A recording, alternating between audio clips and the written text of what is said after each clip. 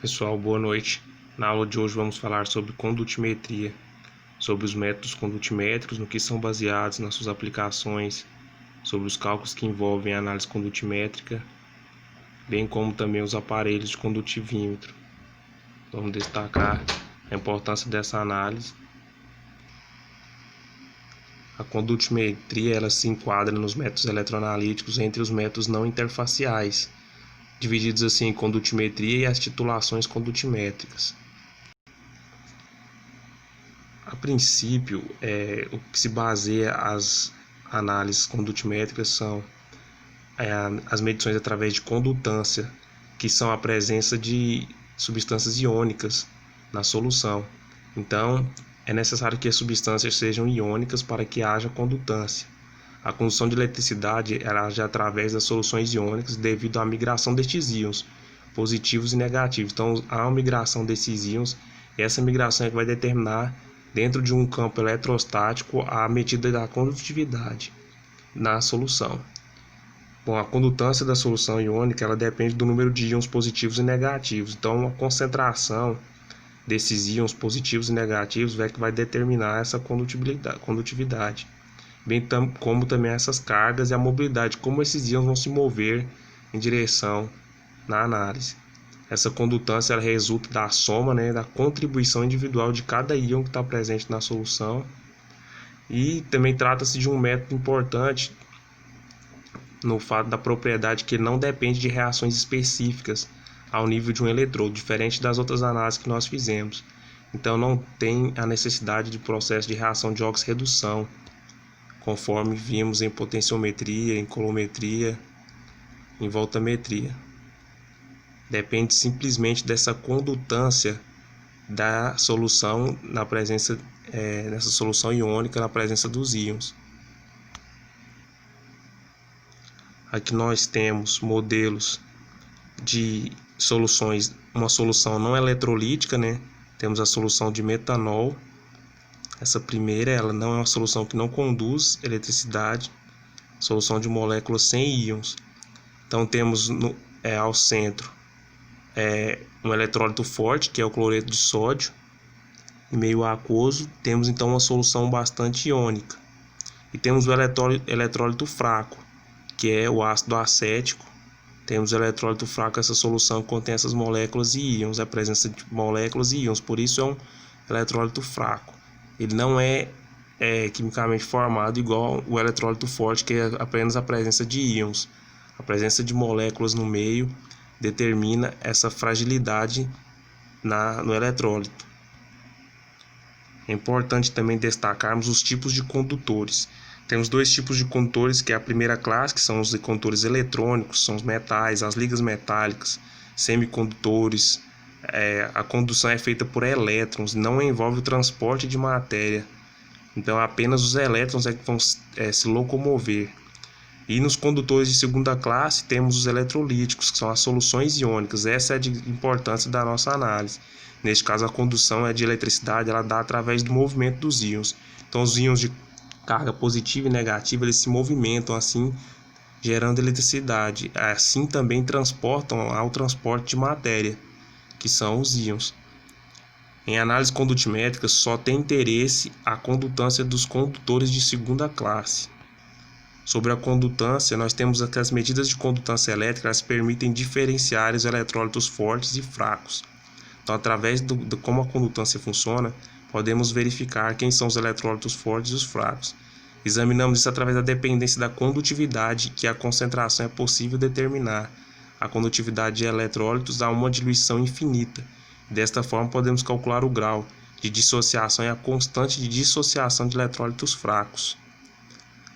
Temos a relação aqui que o eletrólito forte ele aumenta muito com a concentração. Então, com a concentração de íons aumentando, o eletrólito forte aumenta. No eletrólito fraco, ele aumenta gradualmente com essa concentração de íons. Então, devido, pessoal, a esse fator da concentração, não é apropriado a gente comparar eletrólitos devido à forte dependência dessa concentração. Então, não calculamos a condutividade assim determinada.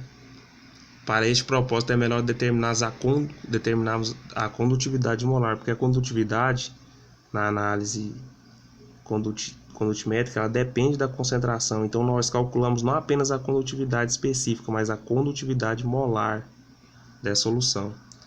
Então esta é determinada a partir da condutividade específica nessa constante K, condutividade específica, e da concentração C da substância na solução eletrolítica conforme essa fórmula.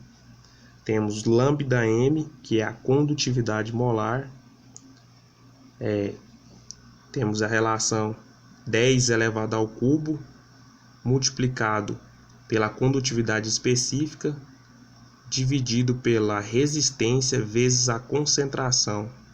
A condutividade específica ela é dada em siemens por centímetros elevado a menos 1 e a concentração em mol por centímetros a menos 3. A condutividade molar, nosso lambda-m, o valor dele é dado em siemens ao quadrado por mol a menos 1. Essa letrinha que é a ômega menos 1, que é a resistência ao centímetro quadrado por mol a menos 1. A condutividade molar iônica limite. Então, um fator importante é que quando a concentração do eletrólito ele tende a zero, se essa concentração do eletrólito é bastante baixa e tende a zero, a condutividade é chamada de condutividade molar a diluição infinita, porque temos uma pequena concentração bem diluída, dada pelo símbolo lambda ao infinito. Uma observação importante sobre a lei de Ostwald. A lei de Ostwald ela determina que eletrólitos fracos, como eles não se dissociam completamente e possuem condutividade menor do que eletrólitos fortes, isso foi observado, né, pessoal? Porque quando temos eletrólitos fortes, que são compostos de íons negativos e positivos, os cátions e ânions, a transmissão de eletricidade é maior, então tem uma condutividade maior do que eletrólitos fracos, que possuem moléculas e cargas de íons. Com o aumento da concentração de íons, o equilíbrio de dissociação ele é deslocado da direção das moléculas não dissociadas. Então as moléculas não dissociadas vão receber a direção nessa dissociação. O grau de dissociação alfa de eletrólitos fracos ele é o valor do quociente da condutividade molar dividido pela condutividade molar à diluição infinita. Então essa relação do grau de dissociação é dado pelo lambda-m, que é a concentração molar, dividido pela condutividade molar à diluição infinita. Assim podemos calcular esse grau de dissociação em eletrólitos fracos.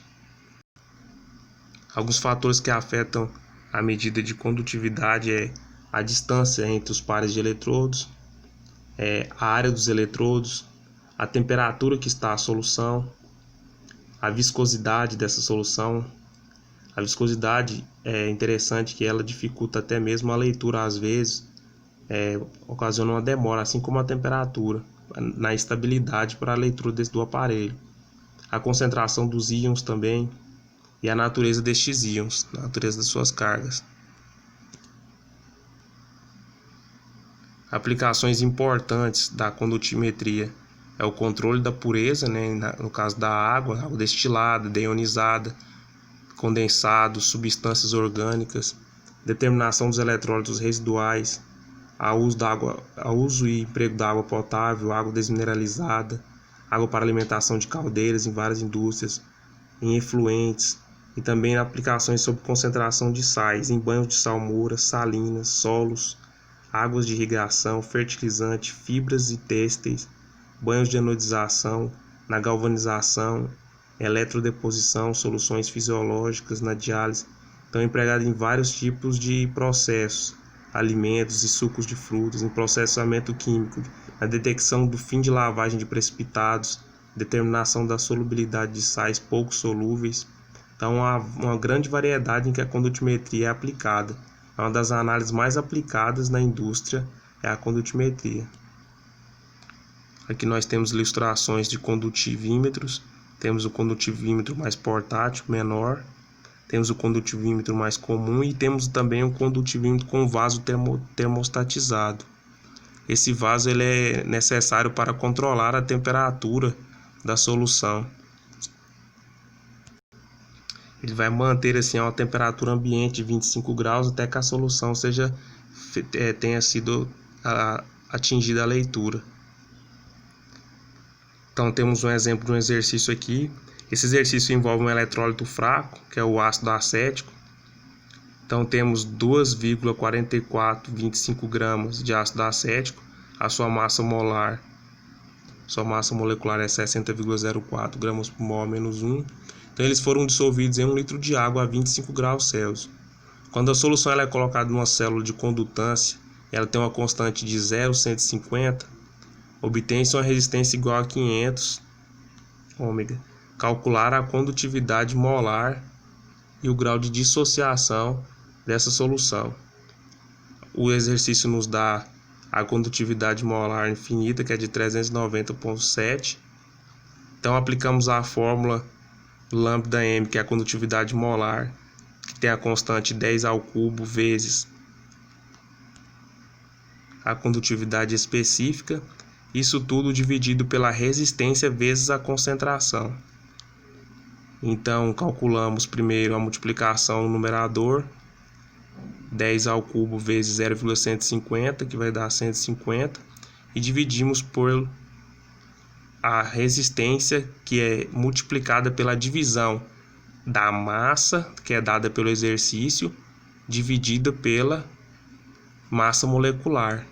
Então temos assim 7,4 de condutividade molar.